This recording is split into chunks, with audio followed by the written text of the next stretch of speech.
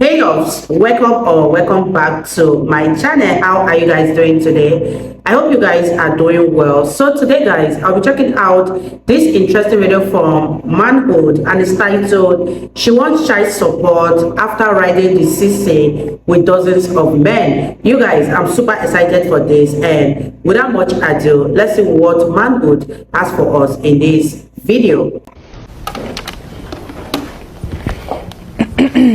Okay, Miss Canada, all right. You brought this case before the court. What's going on? I'm seeking child support and back pay from this man. Okay, just straightforward. That's what I like. Just get right into it. How old is the child? The child is now 3 years old. 3 years old. And I have not received any child support. In 3 years? Yes, ma'am. Okay. All right. Sir, is there a reason you haven't given her any child support in the past 3 years? Yes, ma'am, there is. What is that? We've been discussing the paternity obligations. Okay. Under the circumstances, I don't think I was the only person having a fling with Rocky at the time that she and I had that time together. And, excuse me? Are you implying something? Well, what I'm trying to say is that I understand that you may have been seeing some other people in addition to me. And the reason that I haven't provided well, those are rumors. I understand that. I understand that, but you haven't complied with my request for DNA test either, and that's my key. Is that if I have an obligation, I like to make sure it is my obligation and not the obligation of some other father. Well, maybe you should have been obligated to your wife whenever you were having an affair with me. You're right about that. And honest so truth you are admitting that you're married? Yes. Okay. And I've told her. I've told her that we had this fling. You didn't tell me you were married until after. That's correct. That's correct. I did not tell. So, from my perspective, Your Honor, I certainly understand the situation. I'm not trying to be hard-hearted, so to speak, about this, but I think that there's some other questions that need to be answered before we agree on paying any kind of support, because at this point, we haven't confirmed whose child this is. Okay. Well, I definitely have some questions too, but I don't think they have anything to do with child support. It's more about you guys' backstory, but that has nothing to do with me. However, has this man taken a DNA test at all? Not that I'm aware of. Okay. Did he sign anything at the hospital? No, he wasn't acknowledging that he was the father? Okay. So he does have a valid point. Before we can actually place him on child support, he either has to accept parentage, which, according to what I'm hearing, you're really not accepting it. He's in denial about his affair and doesn't want his wife to find out. My wife knows. Oh, yeah, she knows now. Ah, he's lying. You told her? Yeah. I would have heard from her by now.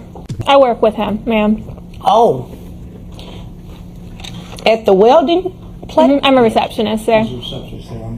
That's how we met. You're her direct manager. Oh, okay. Ooh, wasn't expecting that much tea.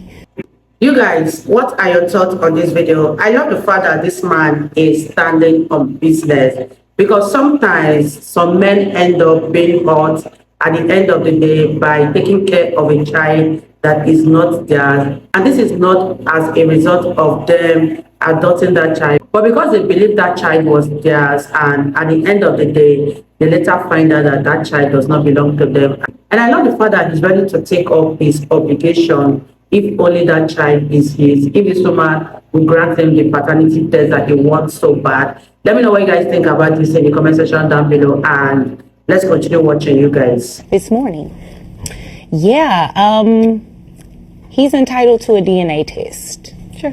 Okay, so before we can move forward with anything in terms of child support, looking at your financial documents you provided, he first needs to get a DNA test. So what I can do is you guys go and get the DNA test, then you can come back at a later date, possibly, if he's the father. If he's not the father, you are more than welcome to bring back as many people as necessary. I'm not implying by any means that what he's saying is true. Right. He's but if definitely he's the not father. the father, you can bring back as many people as necessary to get DNA testing, and we actually find the father and place him on child support. Well, I know Oh who my it is, God. so that's not necessary, but thank you. Okay. Is there anything further? Your Honor, can we get your assistance in having this thing compelled so that we can get this DNA testing done expeditiously?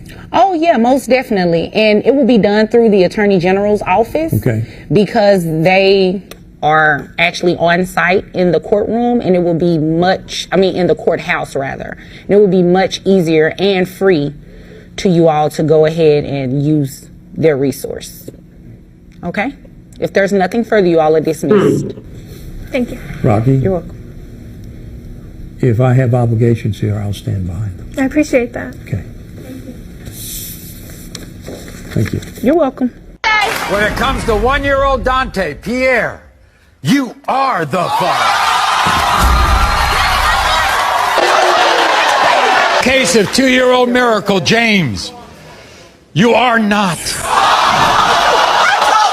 She begged that man to take off the condom. In the case of 7-week-old Andrew, Trevin, you are not.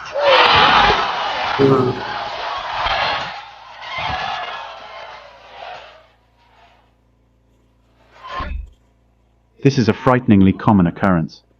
Every day, new videos arise showing men who have been cuckolded and forced into child support payments for decades. Some of them going to prison over not paying child support for children that are not theirs. Laws are skewed in favor of women. Don't wait for the government to be fair. You protect yourself. Never, ever in a million years sign any birth certificate until the DNA results come back, proving that the child is yours. Protect yourself, and keep in mind that you are potentially also protecting the child against living in a family with someone they think is their father, and then 10 years down the road, watching that family destroyed when they find out it is not their father. I keep hearing men say that the modern woman has zero accountability. That is true. They are lacking something else that men aren't aware of. Maybe it's because it's been so long since women had dignity, but women have no shame either. I've watched videos of women showing zero remorse to a husband who has raised illegitimate children, trying to put the blame on the man. No shame whatsoever. Simple combativeness is all they feel compelled to offer. Trust cannot be easily given these days. A few bad apples spoil the whole bunch.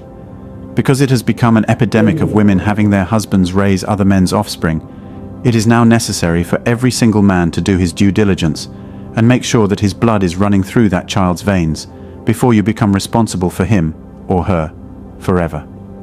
Also, there will be no consequences for a woman who lies in this situation. Paternity fraud is a serious crime that can be both emotionally and financially devastating to the men it is perpetrated against. Men can invest years of their lives and hundreds of thousands of dollars into a child or children before learning that they are not actually their child. In some states, men can be forced to continue paying child support for the full 18 years, even after it is proven the child is not theirs.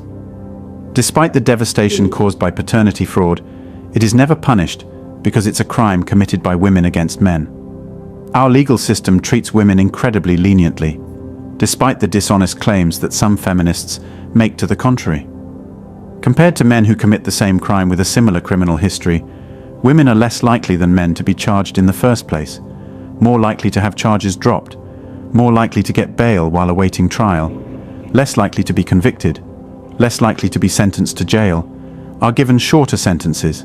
Men's sentences are 63% or 23 months longer on average, and women serve a smaller percentage of their sentence before being paroled than men do. One UK analysis found that if men were treated as leniently as women are by the criminal justice system, there would be approximately 84% fewer men in prison at any point in time. This is especially true of female-specific crimes committed against men, which are rarely punished at all. For example, paternity fraud, as discussed here, is not even technically a crime. There is no downside for a woman committing paternity fraud. She will not face punishment under any circumstances. Women raping men is not taken seriously by police. Many, probably a majority of police, will either not investigate a report of a female rapist, or they will refuse to take a report in the first place, or they may instead investigate the male victim as if he's the perpetrator.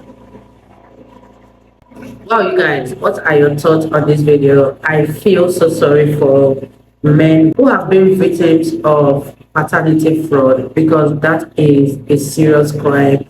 Imagine raising a child, believing that that child is your own, believing that the blood that runs in that child's vein is the same thing as yours, and at the end of the day, you come to find out that that is not the case entirely. This is going to hurt the man as well as that child. And in order to protect all of this from happening, I think a mandatory paternity test should be conducted before any man should put his name down on the child's birth certificate. Let me know what you guys think about this in the comment section down below. This is very, very interesting. And a lot of awareness should be brought into topics like this, because so many men are victims of paternity fraud. Let me know what you guys think. Leave your thoughts in the comment section down below, and let's wrap this video up, you guys. The same thing is true for domestic violence. A male that's a victim of domestic violence who calls the police for help is more likely to be arrested himself, 33%, than to see his female abuser arrested, 25%. These outcomes are all the product of a social phenomenon that psychologists have named gamma bias. This cognitive filter affects the way that male and female crimes are viewed very differently. The harm from crimes committed by men is magnified or exaggerated, so to speak, while the harm from crimes committed by women is minimized and excused. But the harm from crimes committed against men is minimized and excused, while the harm from crimes committed against women is magnified or exaggerated. The harm from crimes committed by women against men is the most minimized and excused of all, which results in a criminal justice system that sees no need to punish women for bad behavior perpetrated against men. Legally, women are not considered as capable or even responsible as men.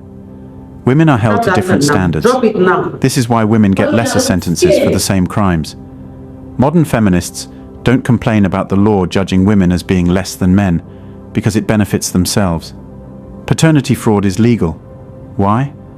Well, for the same reasons why you don't see women complaining about it. For the same reasons why you won't see feminists bitching about this. For the same reason why most of the crimes and acts of violence initiated by women do not add to any crime statistics or domestic violence statistics. For the same reason only men are drafted. For the same reason a man's life is referred to as expendable and disposable by society. Women adore having supremacy over men. It's always easier for them to lie to men and destroy their lives without facing any consequences at all. Whoever complains about this simply hinders their feminist ideologies. And now that is illegal. Saying something against feminism can lead you to jail. But destroying a man's life by lies is simply ethical, empowering and moral. Remember, you are only a sperm donor who deserves to be roped with child support, no matter what the circumstances are. Mr. Brown, you are not the father.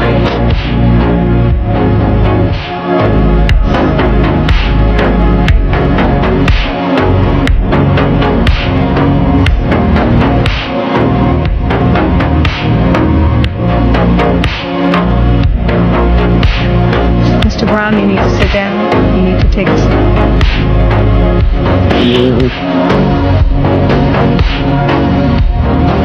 So sweet. I just don't understand how someone could do that to somebody. 18 months. It's a long time. Wow, you guys, that was such an interesting one from manhood. I felt the emotions of Mr. Brown after learning that the child is not his. I could see that his heart was breaking into tiny pieces. Imagine spending 18 months with a child, giving that child all your love, thinking that that child is actually yours, and at the end of the day, you find out that they don't even share the same blood with you. This is very, very devastating, and the way Mr. Brown felt in that courtroom is exactly the way so many men have felt. There's an adage that says men don't cry, but this kind of situation will leave a man bawling his eyes out, letting go of his egos, because this really, really hurts. Let me know what you guys think about this video in the comment section down below, and I'll see you all in my next video.